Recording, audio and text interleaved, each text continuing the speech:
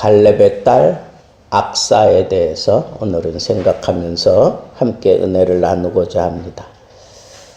여호와께서 여호수아에게 명령해서 여호수아로 하여금 갈렙이 구하는 동편의 땅, 그것도 하나님께서 다 먼저 허락해 주고, 그 다음에 유대인들의 땅을 먼저 이렇게 배분해 주는데, 근데 그때 중간에 유다 지파의 가장 큰 어른으로서 갈렙이 이 산지를 내게 달라고 그렇게 요청을 하는 거예요. 그래서 여호와께서 그 여호수아에게 주라고 그렇게 명령을 해서 갈렙이 그 산지, 그 땅을 이제 자기 땅으로 분배받아요. 자기 땅으로. 유다 지파의 땅이 넓잖아요. 그 중에서도 이 산지에 속한 땅, 네게부가 있는 그 땅, 그것을 갈렙이 여호수아에게 달라 그래요. 근데 그 땅은 놀랍게도 아직 정복되지 않은 땅이에요. 정복되지 않은 땅. 그것도 내 나이 85세로 돼. 그러면서 가가지고 전에나 지금이나 나는 전쟁을 할 수 있다. 힘이 동등하다. 그러니 여호와께서 나와 함께 하신다면 하나님이 나에게 주시마 약속한 그 땅, 모세를 통해서 나에게 약속했던 그 땅, 그 산지를 내게 달라. 그렇게 요청을 해서 여호수아가 허락해 줍니다. 그렇게 하라고. 여러분, 아직 정복되지 않은 그 땅, 가나안 땅 가운데 아직 정복되지 않은 그 땅을 정복하기 위해서, 그것도 그 이스라엘 가운데 가장 나이 많은 두 사람 있잖아요. 여호수아와 갈렙. 다 광야에서 태어난 사람인데 이 두 사람만 아주 그리고 난 다음에 85세가 되어서 이제 가나안 정복을 시작하고 막 이제 가나안 정복을 시작한 건 한 78세 한 그 정도쯤 됐겠죠. 가나안 전쟁이 7년 동안 있었으니까. 그러면 그때 이제 다 정복했는데 아직 정복하지 않은 땅, 그때의 나이가 갈렙이 85세라고 자기가 나이를 밝혔으니까 계속 그 전쟁하는데 앞장섰던 사람이잖아요, 갈렙은. 근데도 아직 정복되지 않은 그 땅에 대해서 물러서지를 않아. 그 정도 했으면 됐겠지 싶은데 물러서지를 않는 거예요. 아직 정복되지 않은 땅에 대해서 그 땅을 내가 차지해야 되겠다. 하나님이 나에게 허락하신 이 땅, 아직 정복되지 않았어요. 왜? 그 땅에 살고 있는 사람들이 그 당시에 가장 강력한 그런 무리였다고 성경이 얘기하는 아낙 자손의 후손이에요. 키가 엄청나게 큰 장신들, 2m 막 이상 되는 그런 장신들이 모여있는 거인들의 왕국, 그리고는 거기는 이 높은 고지예요. 높은 고지고. 쉽사리 정복되지 않는 땅이기 때문에 아직 정복이 되지 않은 거예요. 근데 그 땅을 내가 차지하겠다. 나에게 주어진 땅이니까 이건 내가 차지하겠다 하는 그런 정신을 가지고 달려들었던 사람이 갈렙인데, 갈렙이 우리에게 보여주는 정신은 아직 정복되어지지 않은 그 땅을 향해서 우리가 계속 전진해야 된다는 거예요. 여러분들이 아직 정복하지 못한 땅은 어디예요? 우리 김철원 집사님은 뭐 안 가본 데 없잖아요, 그죠? 한반도에서 뭐 안 가본 땅 있어요? 다 가봤지. 근데 그것만이 내 땅일까요? 뭐 다 다녀봤어. 괜찮아요? 근데 아직도 우리 못 가본 땅 많아. 우리 한국에도 그렇지만 외국도 필리핀, 러시아, 뭐 캄보디아, 페루, 네팔, 히말라야 많잖아요. 하나님이 내게 허락한 그 땅, 여호수아 시대에는 가나안 땅이라고 명명했지만 오늘날 이 시대에는 예수님이 우리에게 명령하신 대로 너희는 모든 족속으로 제자를 삼아 그랬으니까 우리에게 허락되어진 가나안 땅은 범위가 어디예요? 이 세계 전부 다예요. 이 세계 전부 다라고. 요즘에는 뭐 하루가 일일권 아니에요? 하루만 가면 다 가잖아. 못 가는 나라 없잖아요. 웬만하면 다 갑니다. 여러분, 우리의 눈을 좀 넓게 가지세요. 예? 한국에서 발발거리다 끝나지 말고 좀 나가라고요. 좀 나가봐. 그래도 나갔다 온 사람들은 이 시야가 달라. 생각하는 것도 다르고.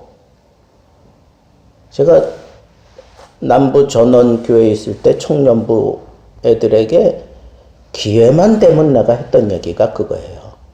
너희들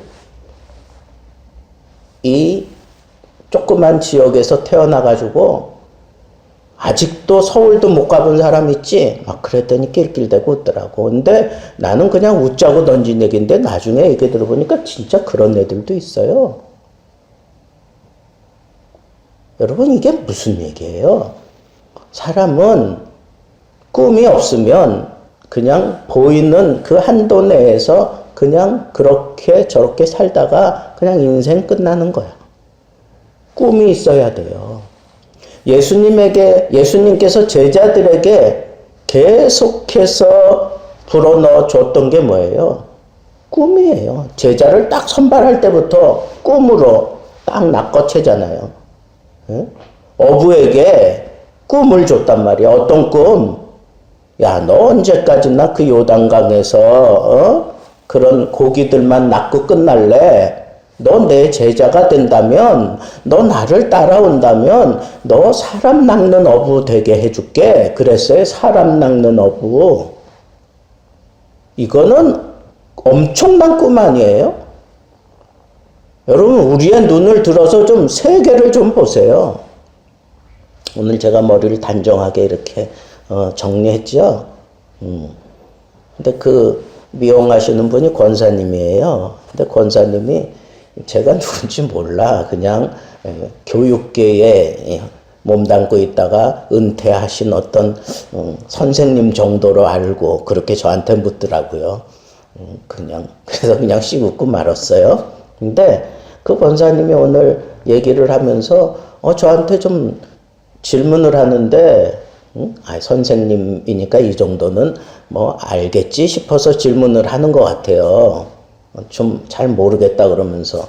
근데 그 툭툭 던지는 얘기가 뭐냐 하면 지금 우크라이나 저 전쟁에 뭐 거기에 뭐 굉장한 것들이 많다며요. 뭐 그러면서 저한테 막 얘기하는데 마땅히 내가 맞장구 치고 뭐 이것저것 설명해 줄 거라고 기대하고 나한테 물어봤는데 나는 얘기할 게 없더라고.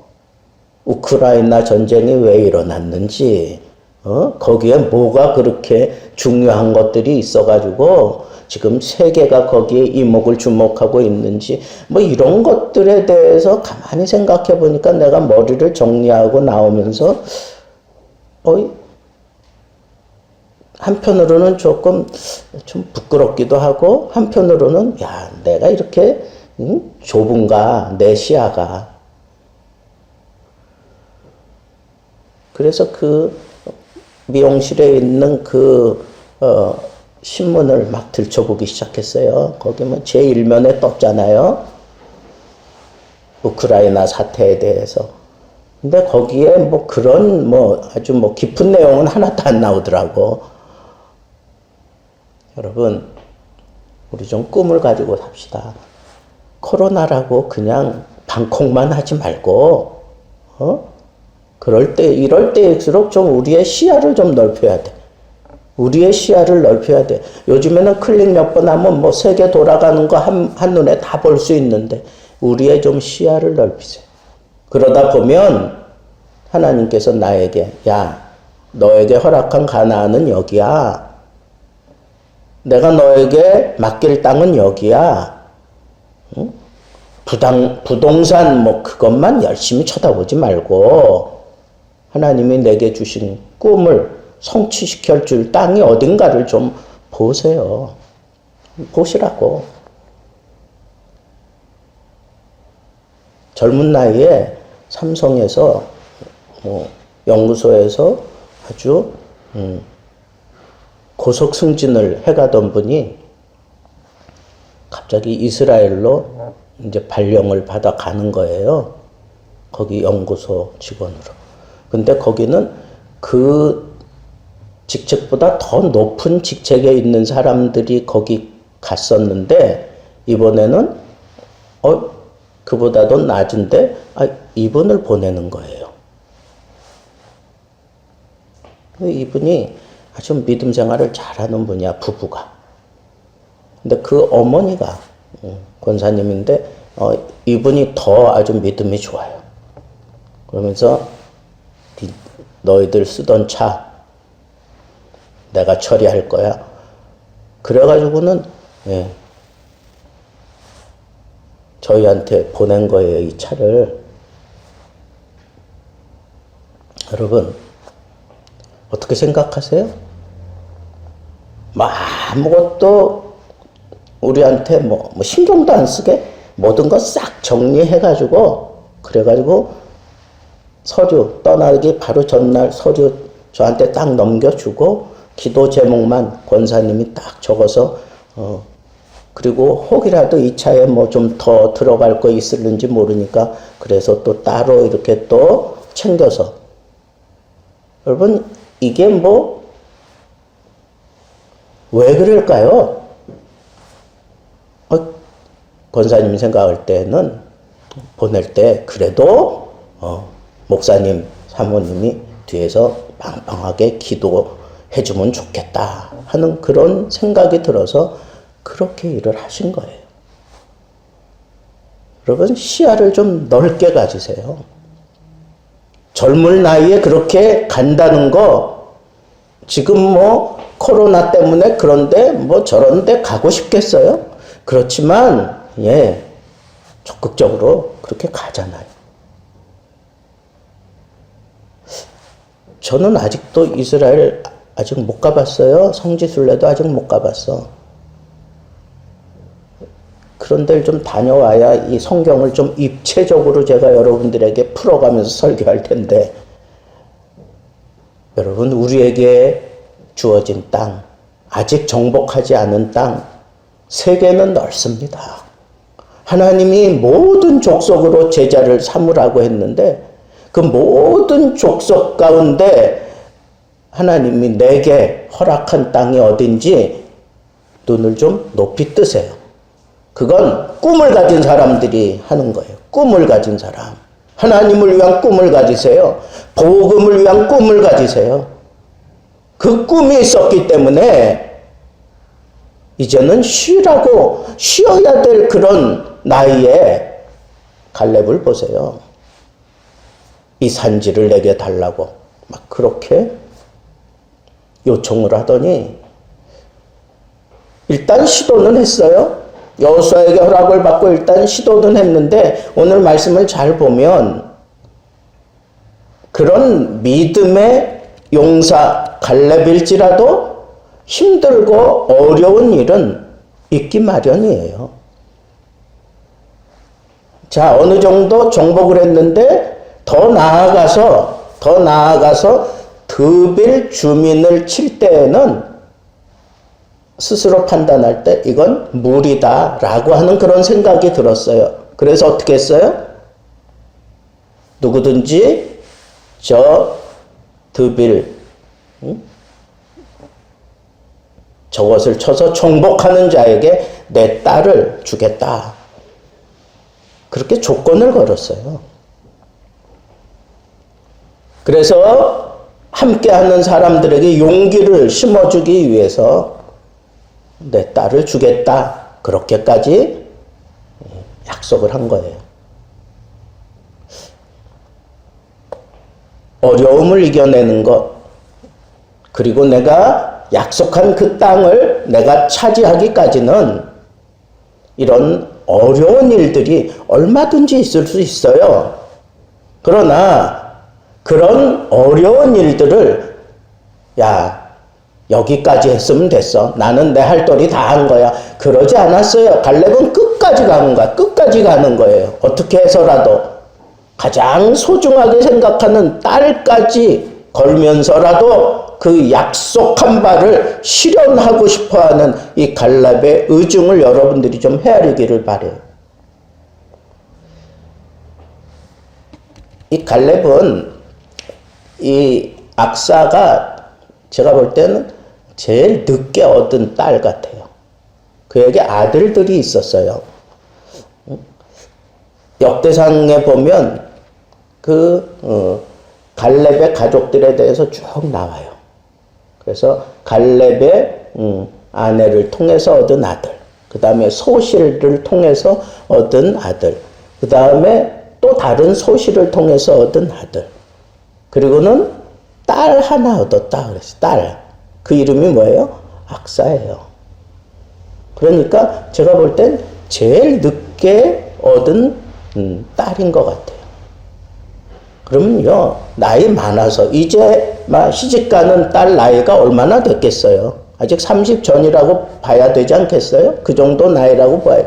그러면 제일 늦게 얻은 딸인데 그 딸이 얼마나 그냥 눈에 밟히겠어요? 갈렙에게. 얼마나 그냥. 김철원 집사님은 잘 모를 거야. 딸이 없어서. 아버지의 마음으로 그 딸, 늦둥이 딸, 여러분 이건 상상도 못하는 거예요. 근데 그 소중한 딸을 걸면서라도 내가 이 땅을 차지하고야 만다 하는 이 불굴의 정신, 이것이 지금 갈렙을 통해서 우리에게 던지는 우리 하나님의 도전이고 하나님의 메시지예요.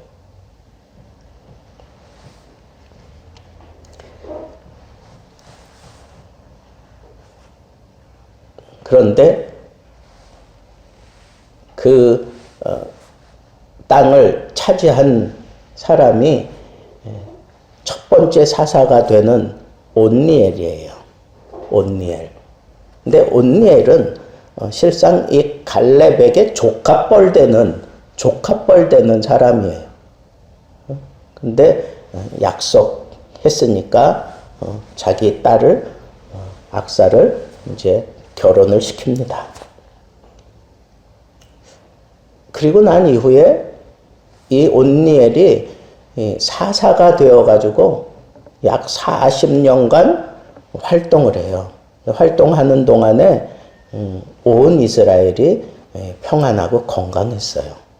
그러면 악사하고 결혼하고 난 다음에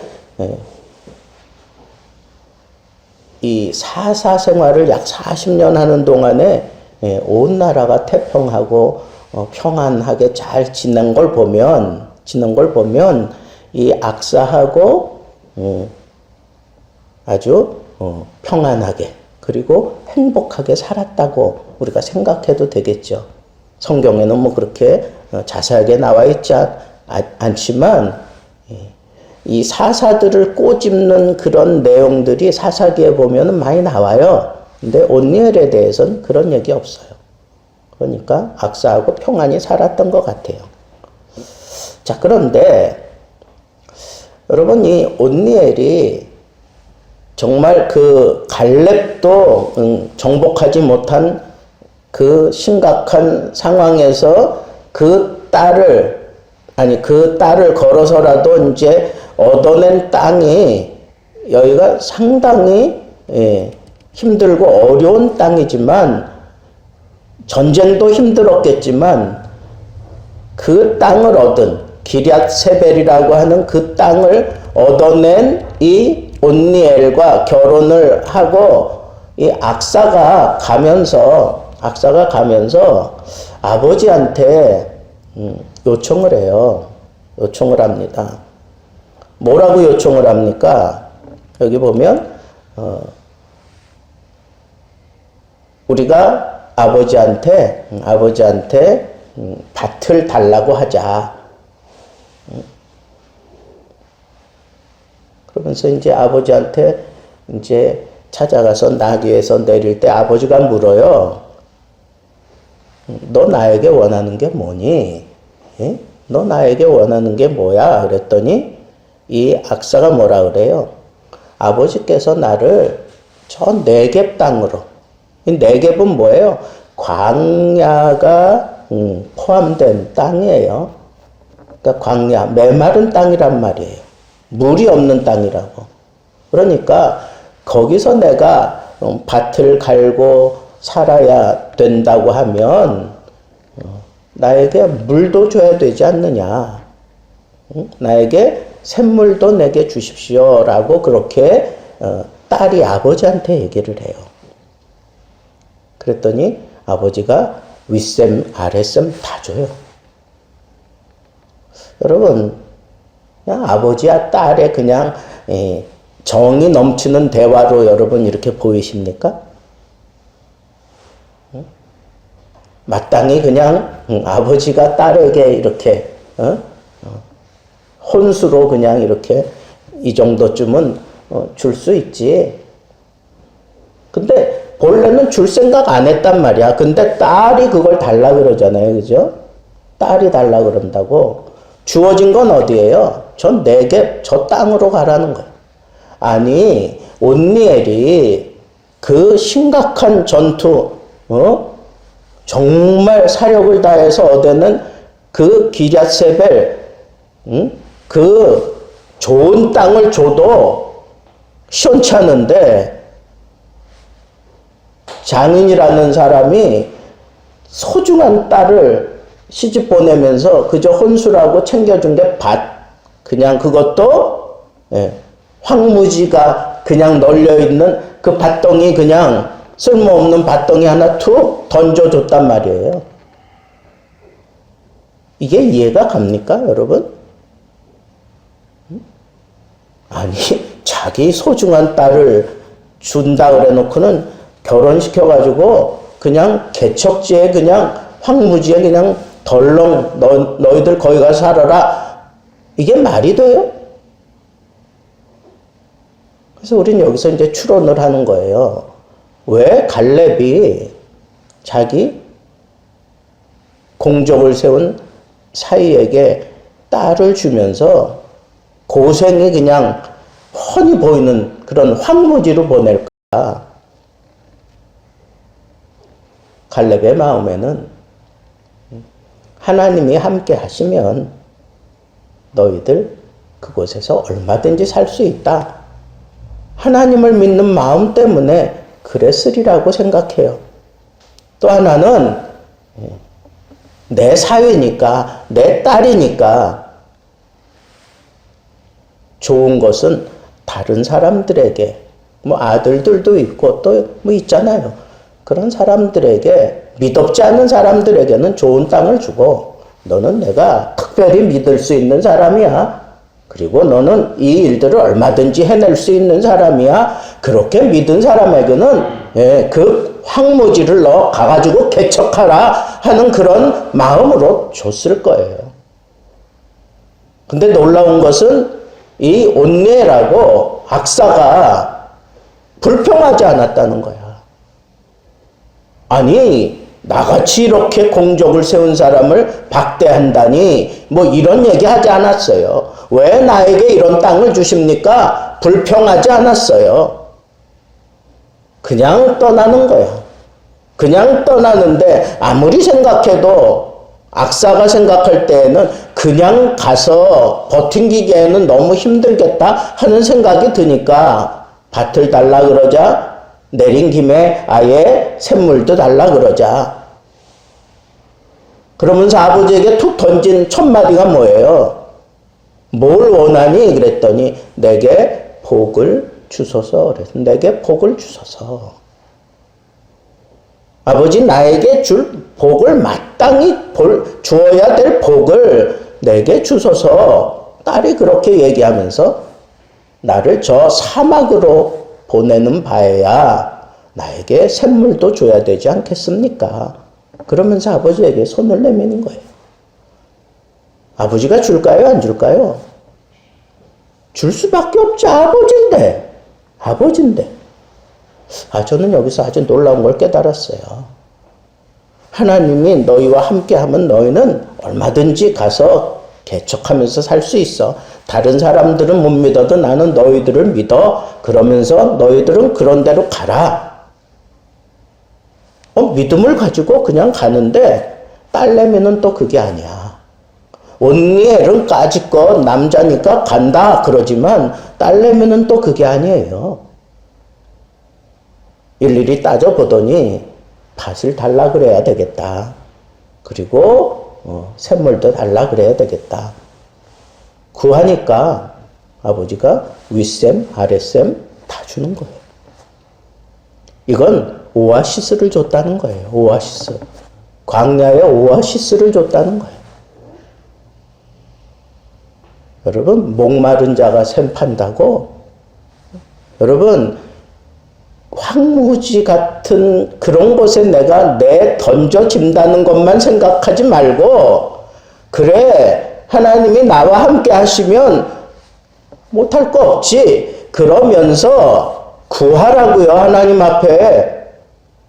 불평하면 안 보여. 그런데 순종하면 보이는 거예요. 저 황무지에도, 저 사막에도 밭이 있고, 저 사막에도 샘물이 있다는 게 보이는 거예요.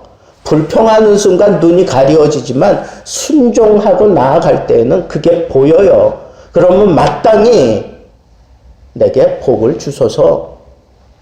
나는 아버지 딸이니까 아버지 딸인 나에게 마땅히 주어야 될 복을 나에게 주소서. 그렇게 얘기를 하는 거예요. 여러분, 우리도 마찬가지 아니겠어요? 하나님이 어떤 때는 나를 그런 상황으로 몰고 가실 때가 있어요. 나는 교회에서 이만큼 헌신하고, 이만큼 내가 정말 봉사하고, 이만큼 내가 하나님을 위해서 정말 죽을 똥 살 똥 그냥 하나님 앞에 그렇게 살아왔는데,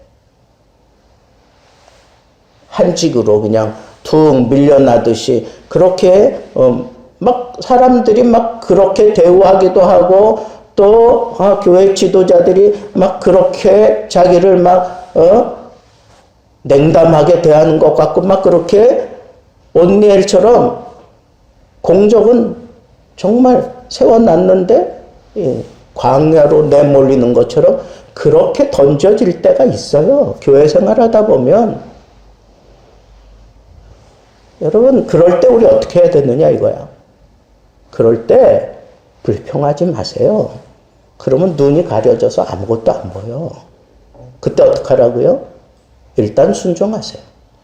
일단 순종하세요. 그러고 보면 그때 보여요. 황무지로 간다고? 거기에도 밭이 있어. 거기에도 샘이 있어.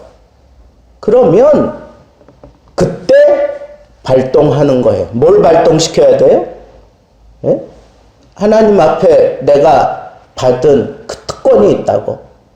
예? 영접하는 자, 곧 그 이름을 믿는 자들에게는 하나님의 자녀가 되는 권세를 주셨다고. 권세를 주셨어요. 아버지 아들의 권세가 뭐예요? 아버지께 다 내 거예요. 아버지께 다 내 거라고. 그리고 내가 아버지께 손을 벌리기만 하면 아버지는 약속을 따라 무조건 주시게 돼 있어요.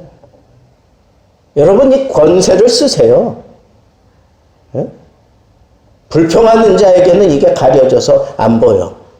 일단 순종하고, 그리고 하나님 앞에, 하나님, 내게 마땅히 주실 복을 주십시오.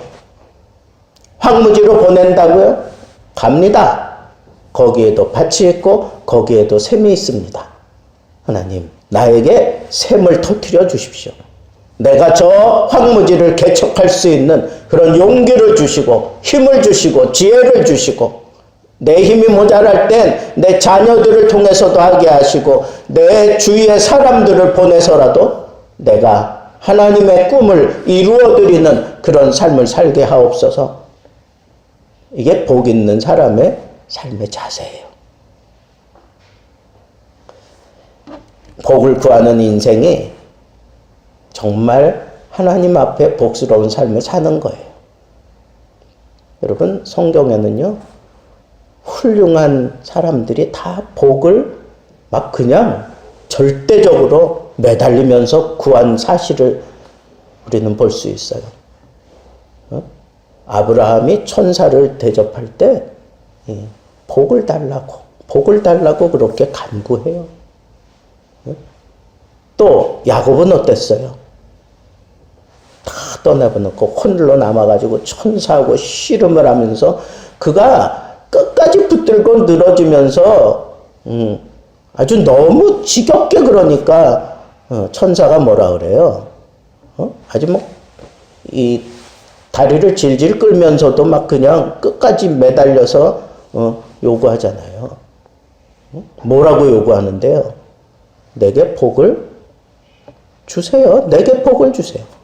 나에게 복을 주시기 전에는 난 이거 절대로 안 놓습니다 하는 그런 끈질긴 그런 간구가 야곱에게도 있었잖아요. 물론 다리 한쪽이 부러지고 뭐 질질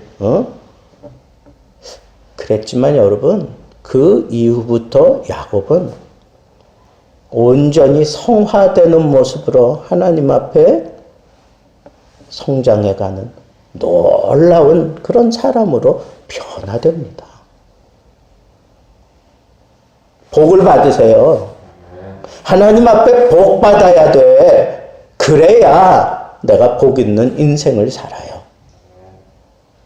악사는 정말 혼수품으로 아버지의 복을 안고 갔어요. 아버지의 복을 안고 그는 시집을 갔어요.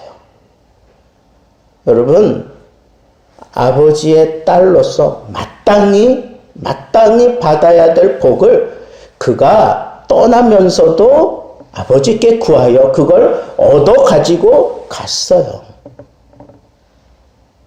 아버지가 그거 구하기 전에 사실은 다 생각하고 있었겠지만 구하니까 주셨어요.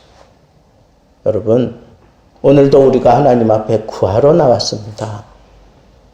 여러분, 구해야 될 거 많죠? 자녀를 위해서도 구해야 되고, 또 내가 이 교회를 위하여 하나님 앞에 헌신하고 봉사하고 또 세움을 받아서 정말 교회 같은 교회 세워가면서 하나님 앞에 헌신해야 될 그런 임직자들로 세워지기 전에 하나님 앞에 구해야 될 것 많아요. 복을 구하세요.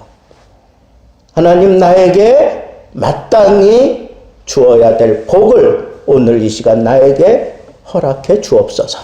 이 기도하는 가운데 여러분, 영육간의 모든 병마가 떠나가길 바랍니다. 여러분들의 사업에 얽히고 설켜 있는 모든 것들, 그 누구도 감히 건드리지 못하는 거, 오늘 이 시간 기도하는 가운데 복 받는 자에게 허락하시는 그런 하나님의 복을 받고 다 깨끗하게 정리되고 끊어지고 이어지고 그리고 해결되는 놀라운 은혜의 시간을 보내기를 바랍니다. 여러분들의 꿈을 가지고 기도하면 하나님께서 그 꿈대로 이루어 주십니다. 우리는 이 조그만 땅에서 그냥 옹알거리다가 끝나면 안 돼요. 하나님이 우리를 어디로 보내실지 우리는 몰라요. 꿈을 가지면 보입니다. 꿈을 달라고, 이 꿈을 가지고 내가 하나님 앞에 허락받은 땅을 향하여 나아가기 원합니다. 하는 그런 기도하면서 오늘 하나님 앞에 응답받는 복되고 귀한 시간 되기를 우리 주님의 이름으로 축복합니다.